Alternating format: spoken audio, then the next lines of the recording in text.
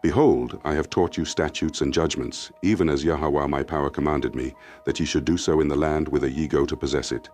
Keep therefore and do them, for this is your wisdom and your understanding in the sight of the nations, which shall hear all these statutes and say, Surely this great nation is a wise and understanding people. Deuteronomy 4:5-6. This passage confirms that the laws of Yahwah were given exclusively to Israel, and that their obedience to these commandments would set them apart from all other nations. This aligns with the exclusive doctrine of the scattered lost tribes, proving that Israel was chosen to be the holy and wise nation through the laws of Yahwah, verse 5. Behold, I have taught you statutes and judgments, even as Yahwah my power commanded me. Moses is speaking to the Israelites, emphasizing that only they were given the laws, statutes, and judgments of Yahwah. Statutes refer to the specific laws that govern Israel's way of life, dietary, moral, ceremonial laws. Judgments refer to the penalties and rulings for breaking the laws. Yahwah did not give these laws to any other nation, proving that only Israel has the divine right and responsibility to walk in righteousness. This aligns with Psalms 147 verses 19-20, which states, He showeth his word unto Jacob, his statutes and his judgments unto Israel. He hath not dealt so with any nation, that ye should do so in the land whither ye go to possess it. The laws of Yahwah were given to govern Israel in their land, meaning their inheritance was tied to their obedience. This is why when Israel rebelled and broke the laws, they were scattered among the nations, Deuteronomy 28:64, losing their heritage. However, the true Israelites today must return to these laws, because Yahweh will gather his people again and restore them, Isaiah 11:11-12. Verse 6, Keep therefore and do them, for this is your wisdom and your understanding in the sight of the nations.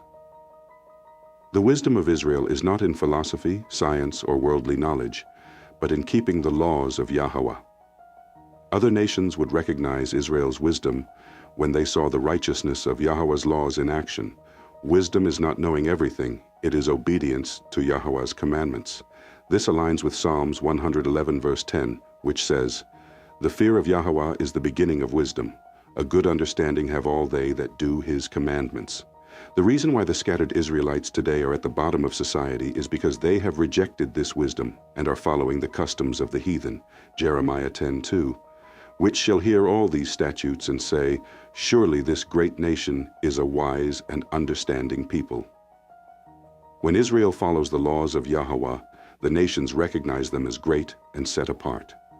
The greatness of Israel was never about military power or wealth. It was about being the holy and chosen nation of Yahweh, Deuteronomy 7:6. But when Israel sinned and abandoned the laws, they became captives and slaves, scattered among the nations, Deuteronomy 28:15-68. Conclusion. Deuteronomy 4:5-6 proves that Yahweh's laws were given only to Israel, and their obedience to these laws would make them the greatest and wisest nation on earth. It confirms that. True wisdom is obedience to Yahweh's laws. Israel's greatness is tied to keeping the commandments.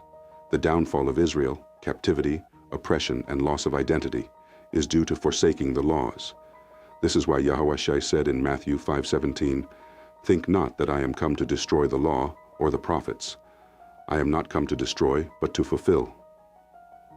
The true Israelites, the scattered descendants of Jacob, must return to the laws of Yahweh to reclaim their wisdom, identity, and inheritance. For the chosen of the Most High, who need to study to show themselves approved unto the Messiah, sign up at schooloftheLostTribes.teachable.com. If any of you lack wisdom, let him ask of Yahweh, that giveth to all men liberally, and upbraideth not, and it shall be given him. James 1:5. This verse emphasizes that true wisdom comes from Yahweh alone, and that the scattered Israelites should seek him for understanding, rather than relying on the philosophies of the nations. It aligns perfectly with the exclusive doctrine of the scattered lost tribes, reinforcing that the Israelites must turn to Yahweh for guidance in their affliction. If any of you lack wisdom, the wisdom mentioned here is not worldly knowledge, but spiritual understanding of Yahwah's laws, His will, and the path of righteousness. Many of the scattered Israelites, having been cut off from their heritage, lack wisdom because they have been deceived by heathen customs, religions, and ideologies. This aligns with Hosea 4:6, which states, "My people are destroyed for lack of knowledge. Because thou hast rejected knowledge, I will also reject thee." True wisdom is knowing that Yahweh is dealing only with Israel, and that obedience to His commandments is the key to understanding. Psalms 111:10.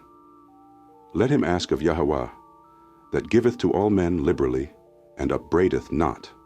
The phrase all men refers specifically to the Israelites, as the Bible consistently speaks about Yahweh's dealings only with His chosen people.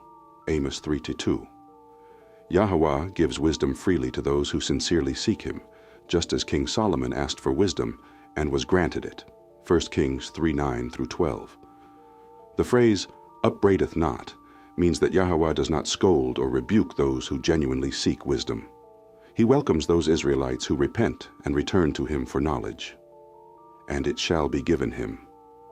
This is a promise to the scattered Israelites that if they seek wisdom through prayer, fasting, and obedience to Yahweh's laws, they will receive understanding. This aligns with Baruch 2:30, which prophesies, "For I knew that they would not hear me, because it is a stiff-necked people. But in the land of their captivities they shall remember themselves." The true Israelites, scattered in captivity, will begin to seek wisdom from Yahweh and will be restored to their rightful knowledge and identity. Conclusion. James 1:5 is a reminder that wisdom does not come from the world, universities, or false religions. It comes directly from Yahweh. The scattered Israelites, who lack true knowledge because of centuries of oppression and deception, must return to Yahweh to regain wisdom. This verse proves that true wisdom is found only in Yahweh and His laws. Israelites must pray and seek wisdom from Yahweh alone. Yahweh will freely give wisdom to those who sincerely return to Him. This is why Yahweh Shai said in Matthew 7:7, "Ask, and it shall be given you. Seek, and ye shall find. Knock, and it shall be opened unto you." For the true Israelites, wisdom is the key to returning to Yahweh and preparing for His kingdom. For the chosen of the Most High, who need to study to show themselves approved unto the Messiah, sign up at schooloftheLostTribes.teachable.com.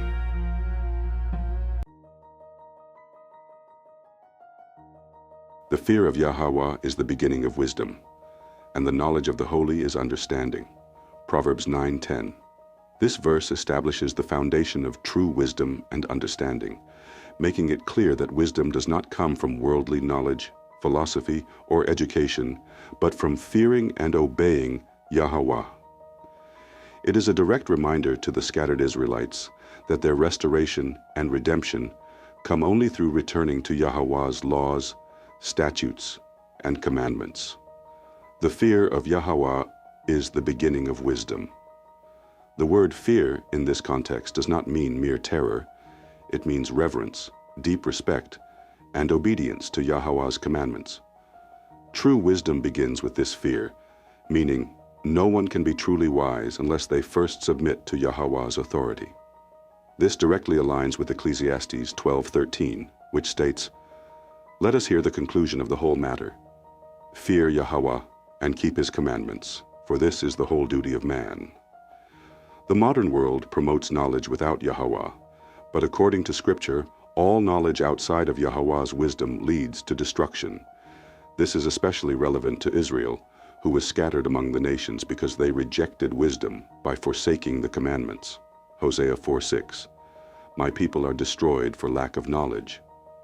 And the knowledge of the holy is understanding.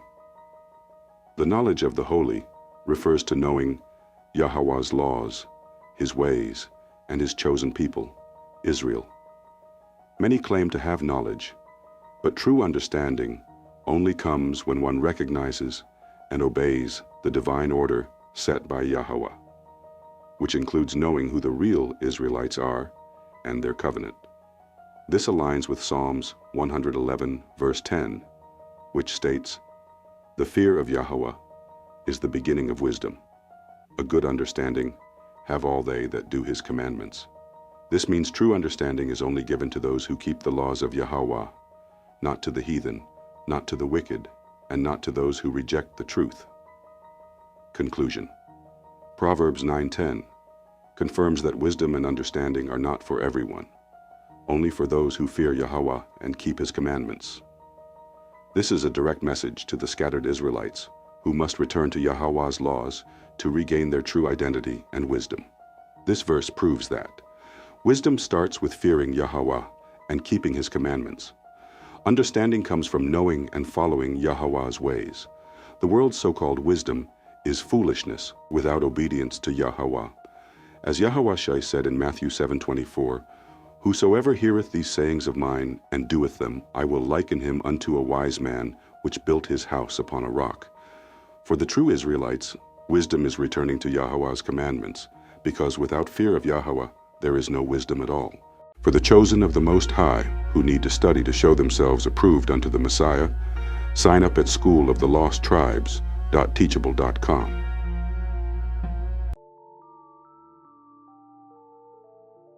He sheweth his word unto Jacob, his statutes and his judgments unto Israel. He hath not dealt so with any nation, and as for his judgments, they have not known them. Praise ye Yahweh. Psalm 147, verses 19 to 20.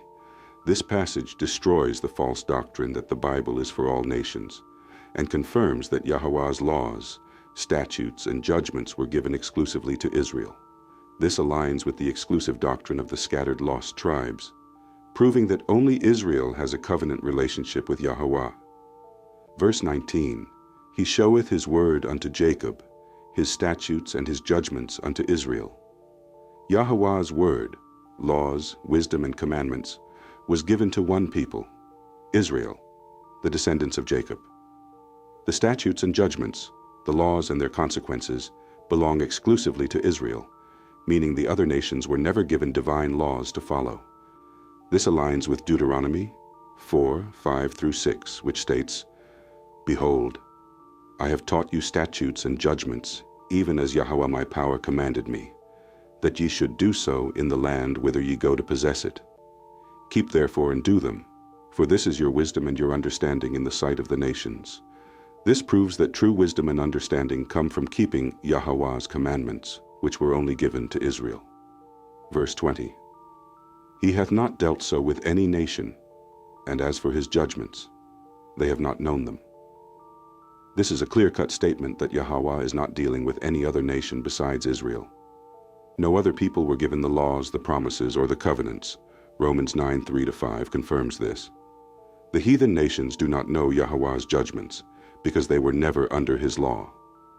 This is why Psalms 50:16-17 says, "But unto the wicked Yahweh saith, What hast thou to do to declare my statutes? Or that thou shouldest take my covenant in thy mouth? Seeing thou hatest instruction, and castest my words behind thee." The nations have no part in Yahweh's covenant, and they reject his laws because they were never given to them in the first place. Conclusion. Psalm 147 verses 19-20 is one of the strongest scriptures proving that Yahweh is only dealing with Israel. It confirms that the Bible is for Israel only. Yahweh's laws, statutes, and judgments were never given to any other nation. The heathen have no part in the covenant or the promises. This aligns with Amos 3:2, where Yahweh says to Israel, "You only have I known of all the families of the earth. Therefore I will punish you for all your iniquities." The modern Christian doctrine of universal salvation is a lie. Yahweh's word, salvation and kingdom, belong to Israel alone. This is why Yahweh said in Matthew 15:24, "I am not sent but unto the lost sheep of the house of Israel." The true Israelites, the scattered descendants of Jacob, must return to their heritage, because Yahweh's promises are for them and them alone. For the chosen of the Most High, who need to study to show themselves approved unto the Messiah, sign up at schooloftheLostTribes.teachable.com.